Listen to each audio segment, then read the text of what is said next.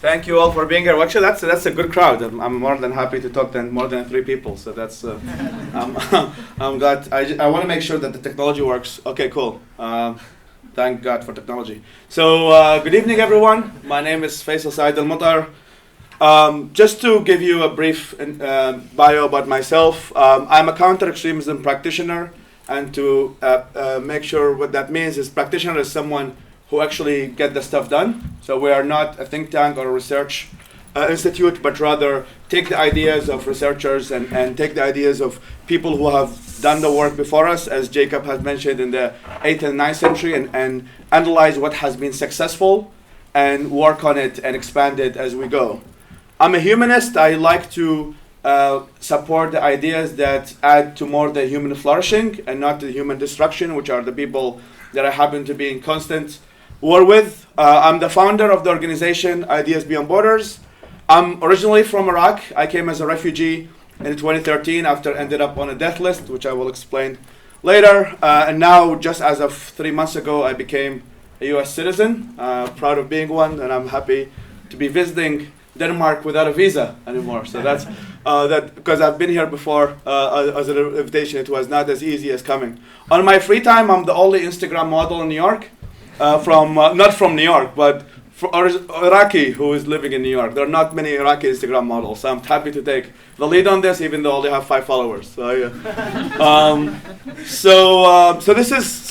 the center theme of this conversation, and which I think might happen to be a debate, is really centered around the concept of extremism, education, and how my organization and our affiliated organizations are doing to actually change the scene and change and prevent extremism before it takes root. So that is the mission of the organization. For those, which I think might come up later, is that as an organization, we focus on preventing extremism before it takes root, before people actually become extremists. So we don't deal with people who are currently radical or people who are currently active in terrorist organizations, but rather the ecosystem in which these current terrorists grew up in, to prevent that from happening in the next 10 years and the next 15 years. And I think that's what I think education is a central piece of that.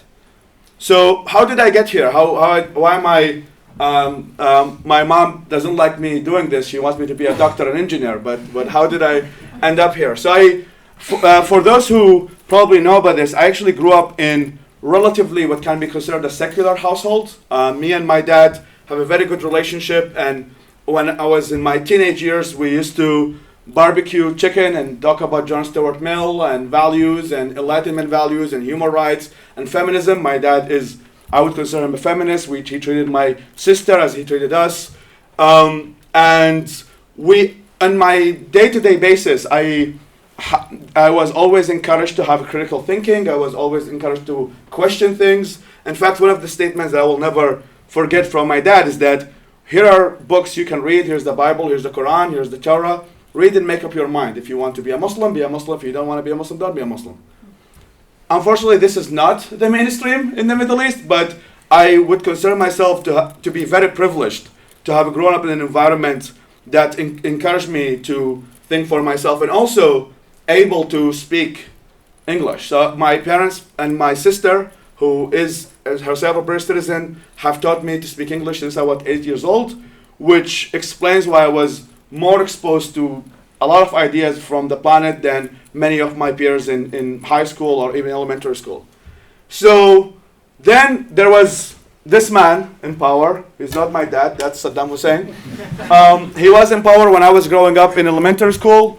And the reason why, so I'm originally from Babylon, which is a suburb of, or another province, but in American terms that can be considered a suburb of Baghdad, that is 1 hour south. And then as we moved to Baghdad, my neighborhood that I used to live in used to be the neighborhood that many of Saddam Hussein generals used to live in. So that is an area that used to be, that Saddam gave the land to many of Saddam's generals and Saddam's army. So as we moved to Baghdad, that was the area that I grew up in. So we moved to Baghdad as I was 8 years old. And in 2003, I'm sure you probably remember that Iraq got into a war with the United States, or it has been invaded at the time by the United States. So the area that, and as a result, they dismantled the army. So most of the houses that used to be Saddam's generals became either empty and got filled by who? Al-Qaeda members. So suddenly, a neighborhood that used to be relatively normal by all occasions became, and all of the area in West Baghdad that I grew up in, and for references, these are areas that the United States Army as well as the US Army has most of its deaths. And it's the area that the US Army also entered Baghdad from. It's on the highway between Baghdad and the Syrian and the country of Syria. So it's in West Baghdad. So out of a sudden, from relatively normal life, even though under authoritarian regime, the scene of dead bodies on the street was our usual day-to-day basis. So everything that you heard on the news, from beheadings to mass killings to daily suicide bombers, was my daily reality and the daily reality of many other people that I have lost in that country, and also those of us who have escaped. So as a result, me and my friends, and those who made it alive at least, we were very active in kind of what I would say changing, as those of us who grew up in a liberal, more open-minded household. Al-Qaeda and other extremists don't really give you many choices. You either submit to them or you die. You don't have a middle ground in which you negotiate with violent terrorists. They have a very strict ideology and very strict set of rules, and it really doesn't take much really to piss them off. For example, many barbers in my neighborhood were killed for shaving beards. So they had to pass laws of that beards cannot be shaved because of some ideology that they follow, and also women who don't wear a headscarf were either arrested or killed. So what we have now seen, what now is called ISIS, and the rise of ISIS in provinces in Iraq, in most northern Iraq, used to be the situation that I was living in, at least relatively closer in areas that I grew up in Baghdad in 2006, 2007, 2008. So I had to change schools, and then I had to leave the country in 2009 after I ended up on a death list, and some of my close friends and family were targeted. So I had to escape the country. So there was a gap between leaving Iraq and the United States. I was supposed to go to the United Kingdom, and then my visa was refused. As a Iraqi citizen with a young age who kind of fits the profile of an extremist, unfortunately, I was not allowed to enter the United Kingdom. So even though I was accepted in education to go to the United Kingdom, so as a result, when I was accepted and my visa, I applied for visa 3 times. For those of you who don't know, visa is an entry that you have to get before you enter a certain country, and mainly countries in Europe for those of us who come from the Middle East. So I had to escape to Malaysia, because the same education system that was provided, at least in name, by the British education system had multiple branches in Southeast Asia. So I packed my bags and I was living by myself, so I left Iraq all by myself. I took my bags and I moved to Malaysia. And then from Malaysia, I applied for the United Nations Commission for Refugees. So this is the organization that processes and allows refugees to move from war-torn countries to settle.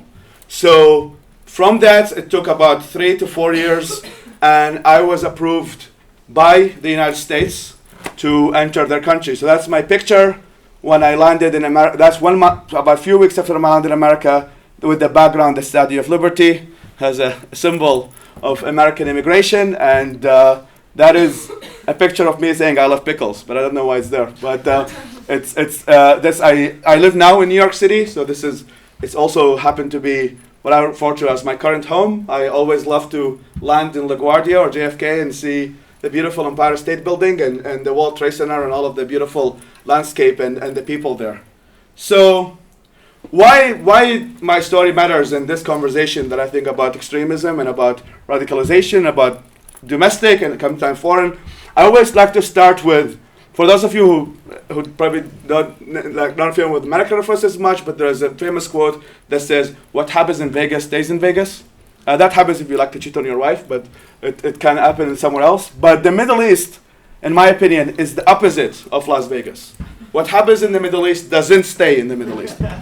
The conflicts and the and the destruction of the civil wars in Iraq or Syria or neighboring countries have actually big results, not just on the Middle East and the local people who have been affected like myself, but also on current conversations, even here in Europe, of migration and identity and everything else. And these are countries, and just an important reference is that the Middle East is the birthplace of the third biggest monotheistic religions. So it is, you can walk in Denmark and see the cross. For those of you who don't, the cross come from the Middle East. These are religions that were produced or created in that atmosphere, that its influence on the world cannot be ignored. And in fact, I would argue it's one of the most important to this conversation, because even though it's 5% of the world population, it is 45% of the world's terrorist attacks, and it's 50% of the world, 58% of the world refugees,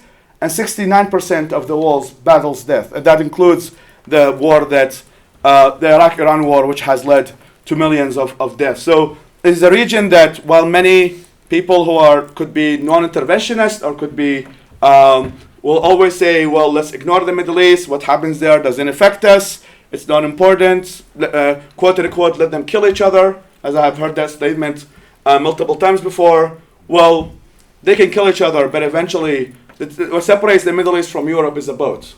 You can actually cross Europe from the Middle East. It is a central area. While in fact, while it's true that most of the world refugees actually have not escaped Europe, most of them actually have been accepted by adopted, and countries like Turkey and Jordan and Lebanon, they're the countries that accepted the most, but some of them have, for desperate reasons, and rightly so, tried to escape to Europe for better lives for themselves, including myself. I mean, one of the reasons why even somebody might be conservative but decide to go to Europe is because many of the neighboring Arab states, which are the rich ones like Saudi Arabia or UAE, or do not actually offer people citizenship or permanent residency. So if you are Iraqi, you're not actually, number one, you're denied entry to Dubai in the first place. Number two, if you are allowed entry, you will only need to have a sponsor, and you would only be able to stay there for a few years. While if you are living in Western country, for example, the United States, there is a pathway to citizenship, that if you have lived in the country or worked for a while, you're actually able to have a place that you can call home that can be permanent to you and your family. So there's also motivation why someone, because sometimes this question pops up, is that, oh, why don't they just stay there? Well, they cannot stay there. That is the answer. There's especially those who know that these conflicts are not going to end anytime soon. I mean, now we're entering, as far as I know, maybe the 7th year of the Syrian conflict, and now it's been 16 years since the Iraq war, and things have not gotten that much better. But because of my organization, I think I can take the credit of things moving a bit forward into the right direction. So there is a lot of conversation about what is the root of the problem, and I think it's a conversation definitely worth having, and it's definitely constantly worth having, because it is something that we don't yet fully understand. But I would say, growing up, not just because of my personal experience, but also of talking to people who are current extremists or former extremists, or people who are from the scene. And if there's one thing that I think was the two common words that I've listened from all these conversations, is that it's hopelessness and misinformation. So if there's one thing that I think, if there's a common, and of course ideology, but I think that ties into the information aspect. So obviously we're a non-profit, so we're not going to solve all world problems, but I think that it is something that we as individuals and as an organization and as affiliated organizations, it is something that we are capable of doing. So from the UN development reports, from the Arab UN development report, it said that there are more books translated to Spanish in 1 year than Arabic in 1,000 years. Just imagine that for a second. So Arabic is a language spoken by more than 450 million people, and yet most of the world information is actually not available in Arabic, especially the information that really matters. So you can find cooking books in Arabic, which is something that really matters, but it's not going to change your mind. Also, that those who actually hijacked the scene of information, if you look at the media, mainly, which are mostly state-run, or the extremists. So most of the world information that if you are a young 16-year-old, 17-year-old who happen to speak Arabic, live in the Arab world, and you search about things related to women's rights or how the world works or anything like that, the first links that shows up to you are either links or websites sponsored by states, or people who are affiliated with states, or people who are affiliated with militias. So there is hardly any information that can be ever considered factual. These are mostly conversations or information that have an agenda of one way or another, either by authoritarians who want to maintain their rule, or by Islamic extremists who want to spread their own propaganda. So that's where we come in as an organization, is to change that. So also, despite the fact that most of what's there is misinformation, only 0.6% of online content is in Arabic. Which I repeat, there are 450 million people who speak it. So it is one of the, I think either the fourth or the fifth most language spoken in the world. And yet, very little of the world information is available in this language. And the reason why it also matters is because most people are not bilingual. So yes, you're talking to somebody who is, but as I said, I happen to grow up in some occasions, a unique situation in Iraq in which my family were super educated. We were not living in the border of the Iraq-Iran war in which all our houses were blown up. I'm in most occasions, educationally wise, I'm considered the elite. At least in terms of my family. My dad is an orthopedic surgeon who studied at the Rimmer University, and my mom is a lawyer, and two of my brothers are doctors, two of them are engineers. So I think we don't fit the stereotype of refugees, or we fit the stereotype of people who do not have, who are not knowledgeable of the world. So what are the content that I would argue is the content that matters?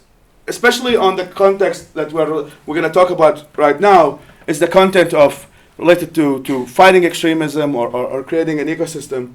And now I remember that just an anecdote that I used for how misinformation was common at the time. When I grew up in Iraq, and I was born in 1991, right after the first Gulf War, is that most of what we were taught regarding the Gulf War, which is Iraq, which is the stories that Iraq invaded Kuwait, and then Iraq has been defeated in that war and we had to withdraw, was actually false. We were taught that either Kuwait was part of Iraq, or Iraq actually was invaded by 33 countries and we won the war.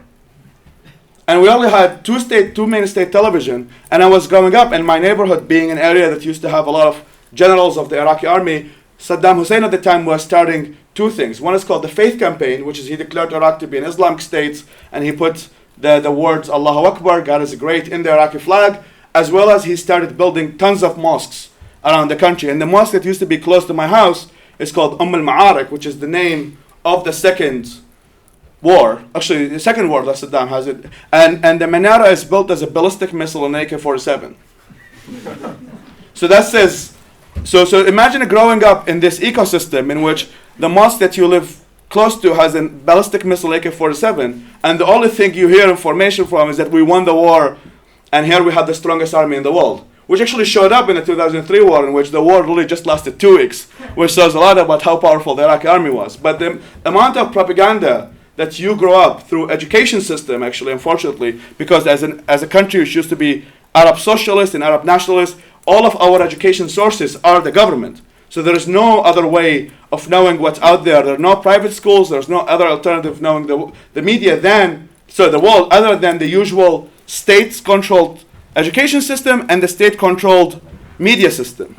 And so back to the content. So that is an anecdotal example of the type of individual that we are dealing with when we are talking about the Middle East. This is the type of ecosystem. And sometimes I use another example is that if you were born in 1960 in Iraq, you have lived pretty much 2 revolutions at least, and you have lived the Iraq-Iran war, the first Gulf War, the sanctions, and the second Gulf War, and the civil war after that. And you are just 40 years old. So imagine just the ecosystem and the psychological things that people in that region have to deal with on a day-to-day basis. These are people who have grown through so many wars and so many pain that And add to that the level of misinformation, add to that the amount of extremism and militias popping up everywhere. What are the type of individual we have to deal with?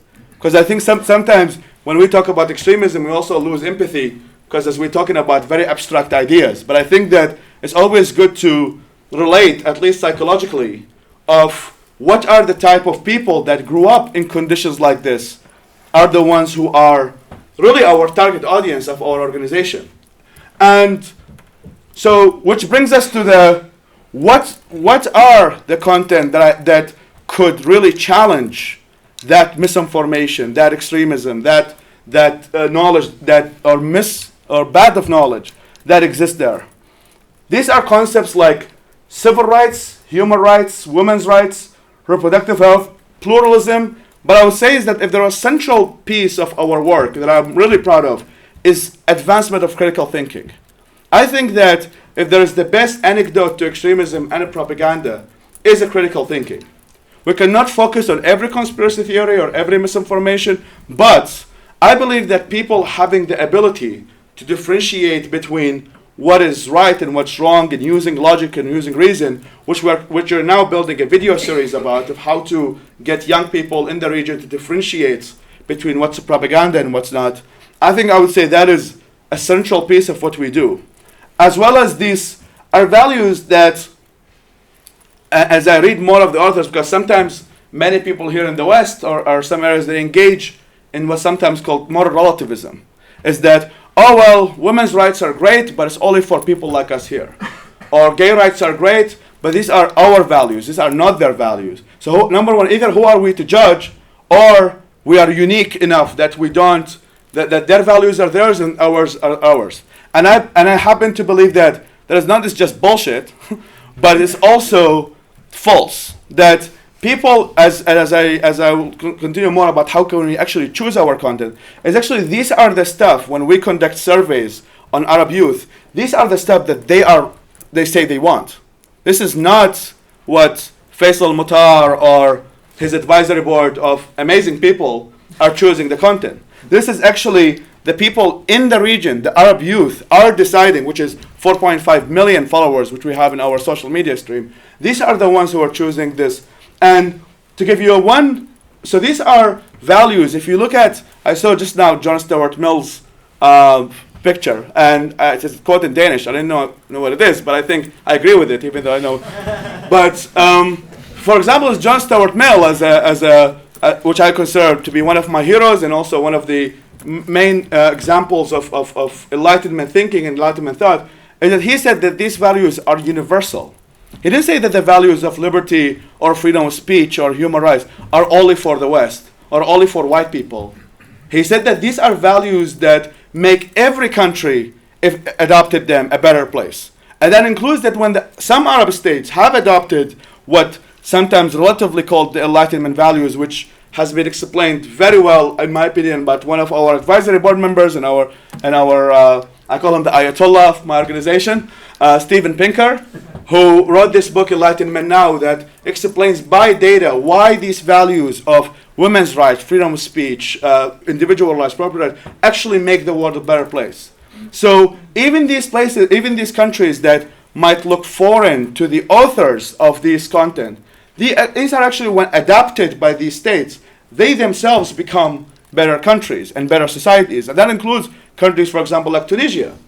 Well, sometimes is used to as an anomaly, but if you look more into the history of Tunisia, at least the modern history, you'll see that they have adapted some of these values. They have adapted some values related to women's rights. They have adapted some values related to civil liberties. So you see that even these are Arab states, quote unquote, or they're foreign state to the West. When they have adapted some of these values, they themselves became more prosperous. So these are values that I would argue are humanist shared values that everybody, when they get introduced to, is a good idea. So this is where I think that, and you will be very surprised that even there are articles, for example, like freedom of religion, barely existed in Arabic Wikipedia, which actually kind of is like compared how much money and wars have been launched about the Middle East. It only took us $50 to get a Syrian refugee living in Turkey who studied linguistics to do it.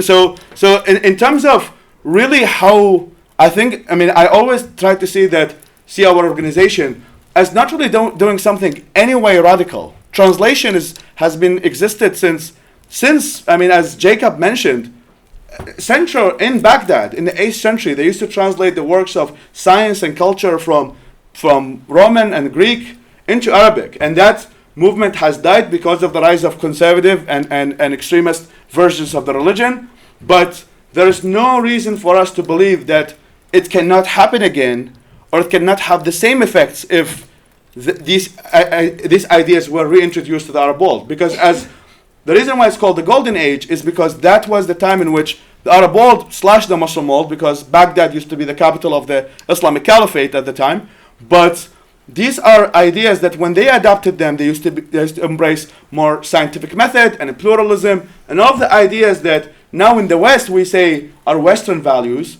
But some of these ideas had origins or has been applied in these countries not long time ago, but rather within, as we call now, the Islamic Empire. So this is why I think my organization plays a role, is that it changes the ecosystem.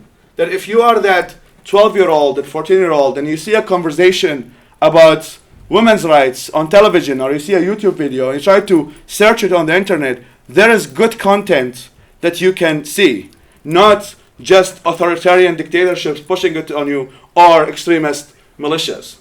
So how does IBB and how does me in a way see extremism, and how does it work? And this is where I think for people who have been involved in extremism more can talk about, but if there was, as I talked to extremists who are current or former, about how did they end up there. And one of the main words to that was it was a process. It was not something that happened overnight. As in many major things in the world, people do not just become what they are in just one day. They come through a process that ended up being where they are, which is what I would call the end of the spectrum, which is violent extremism. So vulnerable is a state, I would call it an emotional state, which is something that most people can go through. Most of us can be vulnerable. And everybody who can say, well, I will never believe any conspiracy theory or any propaganda, might actually believe a propaganda, but they don't know that they believe it. So most of us, I would argue, can be vulnerable to misinformation, can be vulnerable to extremism, some of us are less vulnerable than others because of critical thinking and our rationality and our reason to be able to differentiate which is which. But the thing is that vulnerable is something that is very common. But the type of content that extremists use, that is engaging, that is emotional, that is community oriented, which is in my opinion very fascinating, moves somebody from just vulnerable to actually curious about these ideas and move through the spectrum. I mean, there are examples of videos. One of my former jobs, which is not the most fun job in the world, I used to watch ISIS videos. And thank goodness for alcohol. It helped me go through a lot of these barbaric stuff. But there was one thing that one word, that one theme of all of these videos, love them or hate them, they were engaging. They were not boring videos. They had sound. They had somebody who could be considered an authority. They tried to link religious texts. These are videos that are engaging. They are not just boring academic and MIT giving a lecture. These are in marketing field, it's called targeted content to specific age that try to get somebody to do an action. Just one of the examples that I've seen of somebody who's a Belgian Moroccan, who I'm a taxi driver, life in Belgium sucked, I've always wanted to be Belgian, but they never considered me to be a Belgian, and here I am right now with my brothers in Syria fighting for the caliphate. That is a powerful message. It's very powerful message. It can resonate with people who are in an emotional state that might resonate with them. It's like, oh, I've been living in Belgium as well for 30 years and I'm still living in the ghetto. So I can relate to what this guy is saying. And I can relate that I'm still a taxi driver even though I've went to college. So these are words and these are contents that these extremists have used that are engaging, that get somebody emotionally moved to go from one state, which is engaged, to the converted, to somebody actually will be like, you know what, this sounds like a good idea. Seems like obviously these are all propaganda videos, they are not real, but the fact that they show that, wow, look at how wonderful life is, and look at us, finally we are having our empire, and finally we're strong again, and you can be part of this community that we have been talking about for ages, and now it's coming back again. These are ideas that, as I said, move someone across the spectrum. So that is, I would say, a very successful example of extremist recruiting, because it actually moves someone from just vulnerable to immediately book the flight to Turkey and take the bus to Syria. And we have actually seen, as I was walking, we've actually seen the effects of these videos. The people who are watching these videos end up Googling, how can I join ISIS? I mean, this was a successful marketing campaign. And so this is where I think that when somebody is already there, when somebody is already looking at Expedia for a cheap flight to Turkey, I think there is hardly anything we can do to stop him, at least as an organization. I think there is a role for authorities or people who have expertise and people who are already radicals and really willing to engage in violent acts. But I think that as an organization, we at least have to make people away from vulnerable and rational enough that when they see an amazing recruitment video like the one I mentioned, they will say no to that. They will be like, okay, this is propaganda. This is not real. I cannot be part of this. These guys are barbaric. So that is where I think that we as an organization, that we focus really between the 0 and the 1. So that's what I think to clarify, because some people consider us a counter-terrorism organization. We're not a counter-terrorism organization. We don't deal with terrorists, but we deal with the ecosystem in which people who might become terrorists 10 years from now, or those who see that video, we want to, when they see that video and they see that content, they will be like, oh, there are other ways of living. This is not just the only way of living, or this is not the only truth. Because generally, if there's one thing extremists have in common with, is that they see the world as black and white. There's no gray area. Either that the West is the best, or the West is the worst, or vice versa. So if you talk to far right, they will tell you, I'm more superior than you, and then if you talk to Islamists, they tell you, I'm more superior than you. And they always see the world in very unnuanced way and very black and white way. But if we can provide that diversity of information, and we're not telling people what to think, we're telling people how to think, that differentiate between facts and false, between what is true and what is not true, and what could be half-truth, which is sometimes what extremists and many terrorists engage in. So what I would say is that we keep youth from going down through the road of radicalization, stopping from the one. So our content is purposely driven content. It is not just we translate anything that exists in the ether. We translate content that we believe advances critical thinking and advances diversity of information, that people, when they are 14 or 15 and Googling around, before they see that video, they will be like, oops, I think this video doesn't make sense to me. So the way I see ourselves is that we're reverse ISIS. We are the opposite of ISIS. We're trying to, ISIS and all of other extremist organizations, they're also doing the same thing. So as I understand more of this, how these extremist organizations work, and I'm sure there are some experts here tonight who will explain more of how they work, is that they also do similar stuff as we do.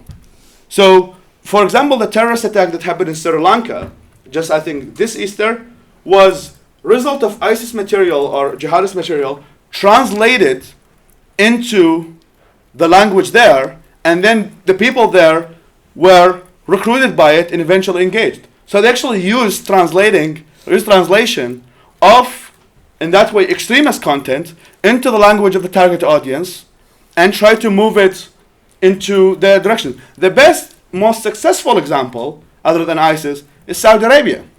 Saudi Arabia and many of the Gulf states have built madrasas and schools in Pakistan, in many of the Southeast Asian states, And now, and where does the word Taliban come from? Student. Taliban is a student of the schools that Saudi Arabia and other states have built.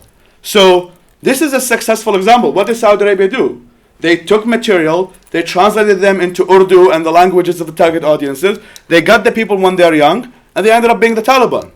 It's actually not in nuclear physics. It's actually many extremist or non-extremist groups have done this for ages. People who are also on the liberal democratic side, they try to teach young people liberal democracy, and then when they grow up, they end up being liberal Democrats. What a shocker. It's not anything. So we are, I would consider myself as an organization, not but an organization, but all of our affiliated networks, is that we are the counter, we are the reverse ISIS, we are the reverse madrasa, we're the secular madrasa, as I like to think of ourselves. So we translate, as I said, there's a lot of content to be translated, there's a lot out there that advances critical thinking, but I think is that the way we see ourselves is that we ignite that spark and then we let other people do the work, which I'll explain that later. So this is a picture of all of our following across the Arabic-speaking world, starting from Iraq, which is my home country, ended up in Morocco, and in Turkey. These are people who are Syrian refugees or people who are Arabs but live in Turkey. So as of now, actually we have 4.5 million followers, so we have increased, and we have following actually all over the planet. We have an English-facing platforms, and we have Arabic-facing platforms. As of now, we have translated 2,600 Wikipedia articles, and these are all articles about the subject that I mentioned, from civil liberties to women's rights to critical thinking to logical fallacies. One of the major books that we have translated, which is now available, both of these, 12 books are available, but the one that we have been constantly promoting, and also to a nice surprise, we've seen people printing them and distributing them with their friends.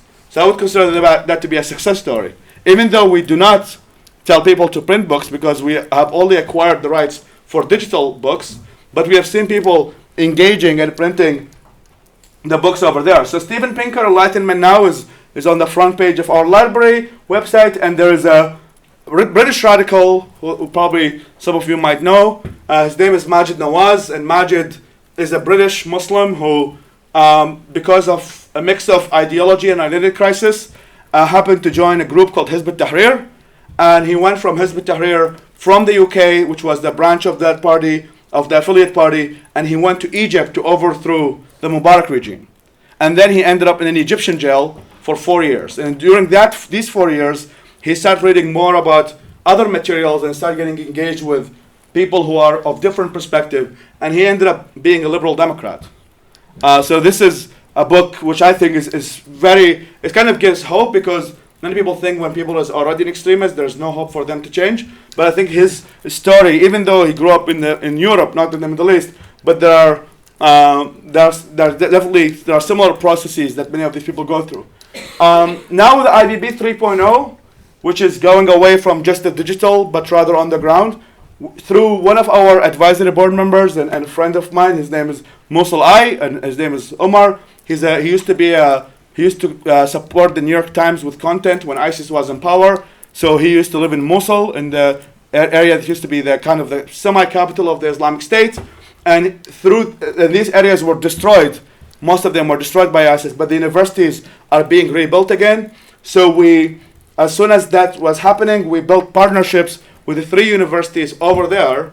We have one that is signed up with the University of Mosul, in which we teach 20 students every semester to translate and to be skilled translators, but also engage in the content that we translate. And that program that we started as of this June, we're expanding more into Iraq. We're actually building a full program inside the country that includes a similar model that we have built in Mosul, but other states and other provinces in the country which might have different issues. Some might have extremism coming from Iran, some of them might have extremism coming from ISIS, but if there's one common theme, is that all of these young people need to be empowered to be strong enough to reject any form of propaganda. So as we move forward, actually that's something we've been doing already, is that we're moving away from doing just text. We're actually now producing video. So we moved from being a translation house to now, to some extent, a video production house. We produce animated videos that are targeted towards young people, and they tend to be more engaging than the text. And also we have a partnership with the US Agency for Global Media that creates for us videos and produce for us videos about the subjects that we have. And the last videos they have created is about why there are different languages in the world.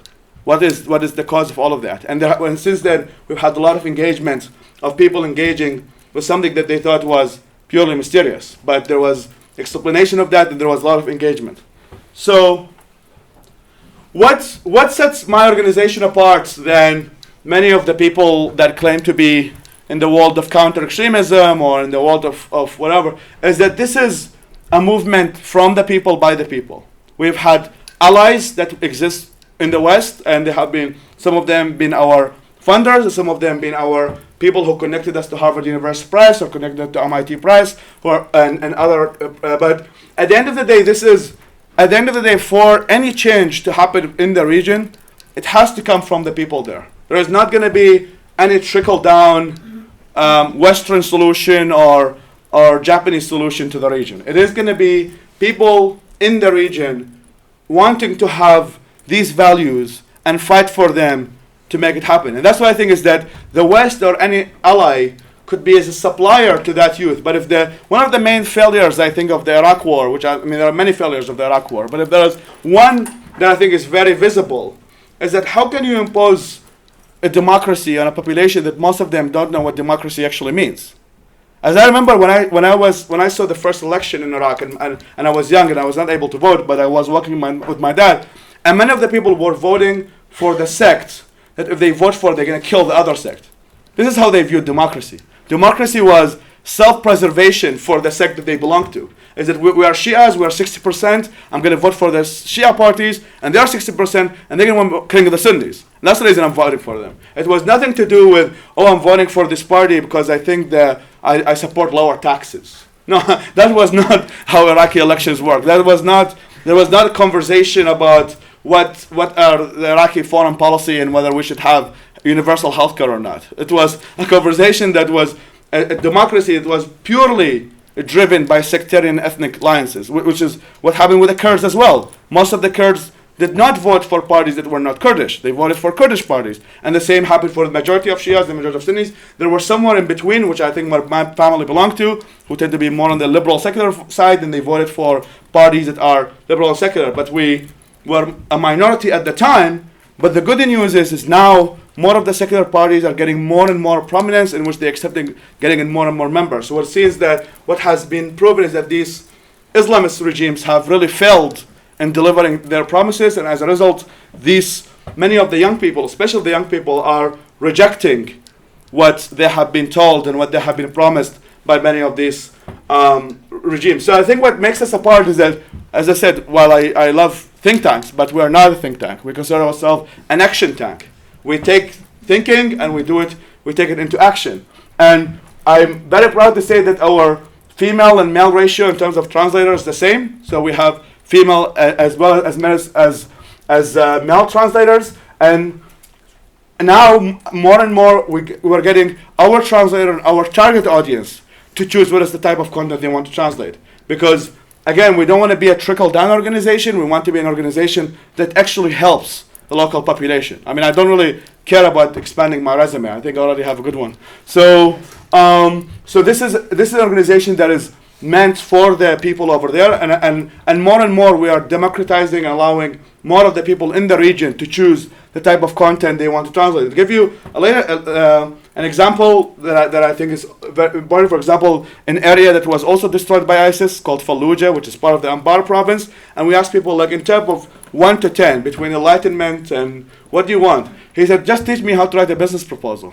Because there is a lot of companies, a lot of aid coming to this area, but none of us really know how to approach these aid companies. We don't have the skills to write a business proposal or build a marketing strategy. So these are, for example, one of the things that we're branching out into, is that we're not just going to become an ideas organization, but also building partnerships. We're in conversation now with Harvard Business School in the United States to develop kind of a semi-undergraduate course, but a course is for young people that if you are living in Fallujah with us being a translator as a platform, if you are a person who needs to build a marketing strategy, you get the same thing that you get taught to Harvard undergraduate students, but in Arabic, targets towards you of how to write a business proposal, how to build a marketing strategy, how can you succeed in the economy, and how can you be connected to the global economy and to global universities and institutions. So this is something that I'm actively trying to do. I've had some conversations in Denmark about this, and I think the conversation should always continue. So, and what I also love about these people, our translators, is that they are what I would say is considered my heroes. Consider that you are living in a state like areas that ISIS destroyed and everything. You have every reason to be hopeless. You walk up in the street, you see, if not dead bodies, you see dead, destroyed places. Your university was destroyed, your house was destroyed. And the fact that these people wake up every day to translate for us and to have the hope. And some of them are volunteers, some of them are paid, but some of them are volunteers. And I think that these are what I would say are my heroes, and the heroes should be the heroes of everybody. And they're the ones who are the ambassadors of our content, and they're the one spreading it. So that brings me to the last conversation, is that what can you do? Bringing back to the heroes. One of the things that always relevant to many of these translators and many of these people who work for us and work with us is that sometimes all they need is emotional support. They're living in very close societies. They don't know that there's anything outside in the outside world. They see it maybe in social media, but having somebody from, hi, I'm from Belgium, and I like what you guys do. I think you guys are my heroes, and giving them this constant emotional support. And of course, and that something can be done through our main social media feed. One is IdeasB2, which is on Twitter, and Facebook, IdeasB Borders. If you have cash, please give me. But this is our direct question. So thank you very much, and hope to see you again.